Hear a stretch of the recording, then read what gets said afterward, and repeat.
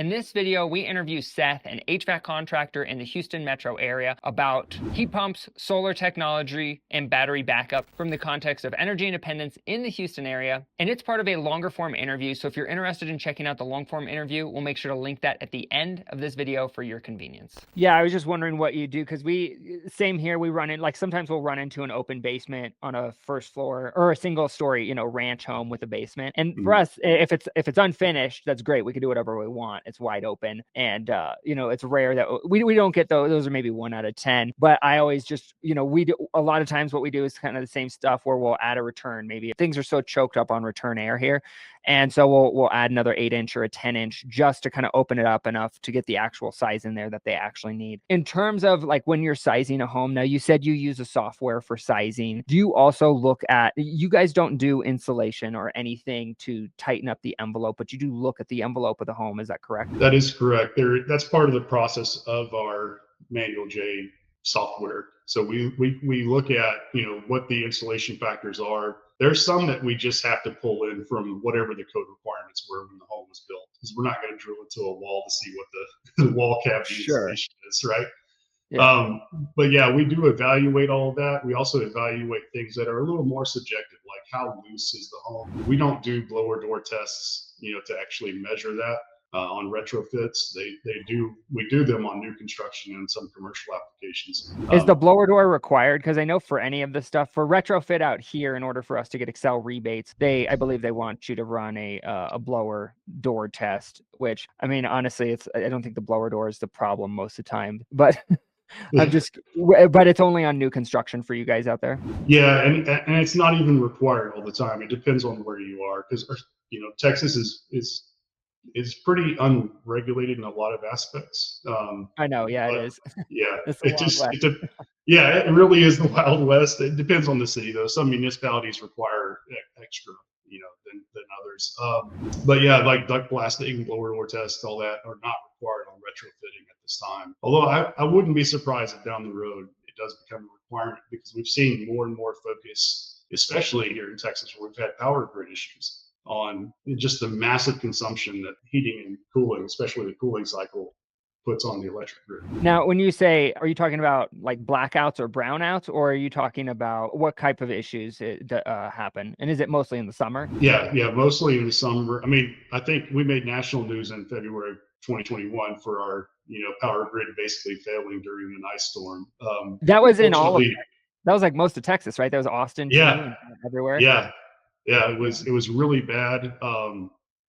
Fortunately, I believe the governor has said that they've corrected a lot of those issues with the power grid. So, but during the summer, ERCOT, which is the local kind of extra government entity that manages the power grid for us, every summer they issue alerts saying, hey, we're going to have to do rolling brownouts, because of the demand on the power grid. So, as that kind of becomes more and more and more of an issue, as population continues to rise in Texas, people from other states that are moving here, and natural growth, and we have more and more users of energy during the summer, well, something has to give, and investing in power plants, to generate more electricity isn't always the answer. Sometimes it's as simple as, let's upgrade HVAC systems to be more efficient. What I've seen statistics that 65% of the homes' electrical usage during the summer is their cooling. Yeah, I believe it.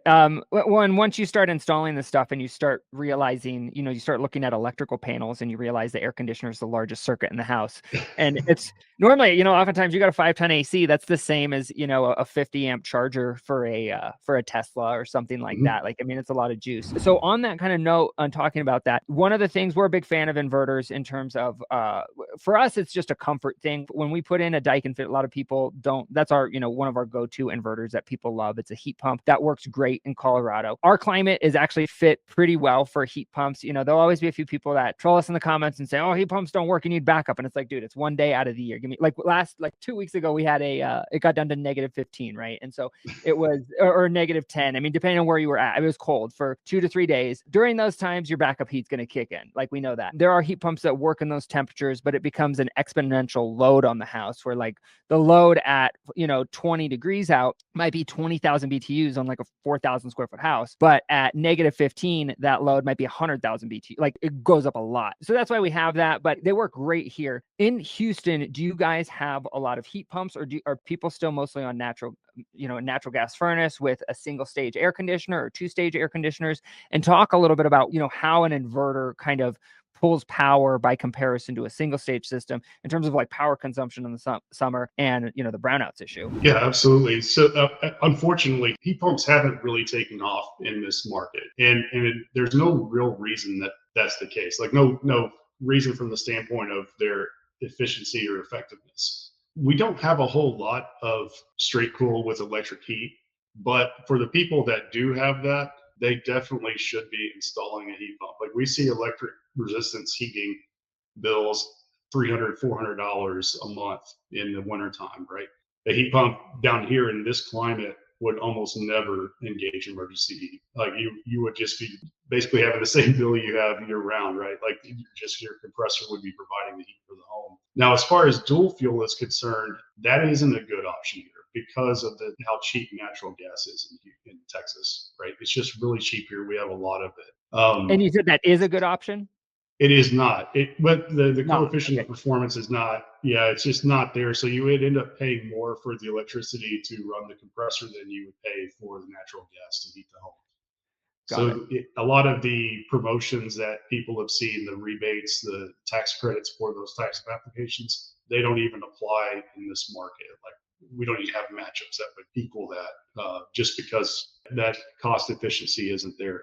But for anyone who has straight electric, they definitely need to upgrade to a heat pump. And what about are people utilizing solar there? I know in certain markets like Phoenix, for example, you see solar on, it seems like every other house. Everyone has panels. Do you find the same thing out there, or are people not keen on solar as well? We've seen a huge uptick just anecdotally driving around. I see a lot more solar panels over the last 10 years. And I think a large part of that's due to, companies just coming in and educating homeowners on, the advantages of having solar. The other thing is, we're on the Gulf Coast and we have storms, we have hurricanes, we have power outages. And, if you have solar panels, you have an advantage. Exactly. That's what I was thinking. Like, do people get battery backup there too? Is that, because I would think that would be huge if you're dealing with brownouts, it becomes a non-issue if you've got a power wall or something else going up. Just from a practical standpoint, regardless of whether or not you're trying to go off grid or go green. Do you have most of the people interested in heat pumps that you talk to? Is it for like environmental reasons, or do you just not get a lot of heat pump interest in general? Just not a lot in general. Okay. And I'm sure there are those people. I've had clients over the years ask me about things like geothermal, ways that they can reduce their carbon footprint as much as possible. And it isn't cost efficient here. The energy in this, being one of the energy capitals of the world, basically. Sure. Houston, it's just like you get into the ROI or the cost of actually doing it, or if you even can, like geothermal is basically not practical in the Houston area because you can't drill. You can't drill down. So anyway, it's really been limited, and I think that's another barrier that a lot of people have had with expressing interest in heat pumps is there's just not a lot of information down here about them. So that's one of the things we focused on. Like I said, for those clients that are straight cooling with resistance heating, they would definitely get a good ROI, the return on the investment. And it's a no-brainer there too, because you're just swapping an air handler basically with another air handler and then putting in a heat pump, right? And so you don't really have to, even, especially on an inverter heat pump. These things cool, they're rated here to heat down to, negative temperatures. The COP drops off and the output drops off, which matters. But in Houston, what's the lowest it gets? 30, maybe like a 20s if you get like an odd snap. Because didn't you guys just get snow recently? It was like a fluke. It was your first time. How often do you get snow? That's got to be like once every few years, right? Like, yeah, once every few years. That was the most that we had I think, since the 60s. Oh my gosh, heard different comparisons. In my house, we had 3 inches of snow, which was, for us, that's just unheard of. You don't have plows down there. No, Did they just like shut down until things melted off? basically. And then, those of us who had some experience being able to drive in those conditions, we felt comfortable doing it. But I liked it because, I got on the road. I spent some winters up in the Northeast, so I had a little experience with snow and ice conditions. And I got on the road and there was nobody else on the road, and I was like, oh, this is awesome. I know, that's my favorite. Yeah, the only time that happens here is when we get 12 inches plus. Everyone stays home. But my wife's like, "How are you going out?" I'm like, "The roads are empty. I'll be fine. If you got four-wheel Yeah. drive and fresh tires, you're in good shape." And then everyone else is staying home, so the road's nice and wide open for you. So that's cool. But yeah, but bottom line is like temperatures, they don't get really below freezing there that often, right? No. I mean, and even when they do, it's a day or two, right? Like it's just a really strong front push through. A day or two, you may get below 30 degrees. But it literally, I won't say literally. In my estimation, it's probably a total of a week out of the year that you have those Okay. kind of temperatures. Gotcha. Yeah, it's yeah, like I was only there 1 year, obviously, like I said. And I do remember we got an ice storm, kind of in the middle of January or something. But yeah, it does seem like a good climate for heat pumps.